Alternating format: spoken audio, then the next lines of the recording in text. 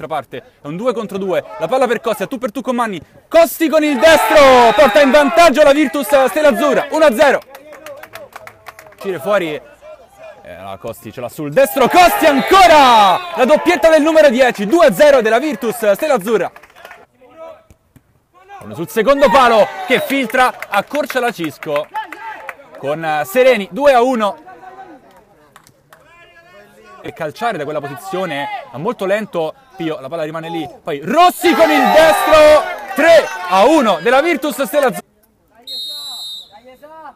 Parte Sereni, non ci arriva imparato, accorcia la Cisco sul finale, ma arriva soprattutto il triplice fischio del direttore di gara. Vince la Virtus Stella Azzurra 3-2 contro la Cisco Roma, sale a 9 punti e supera proprio gli avversari di questo pomeriggio.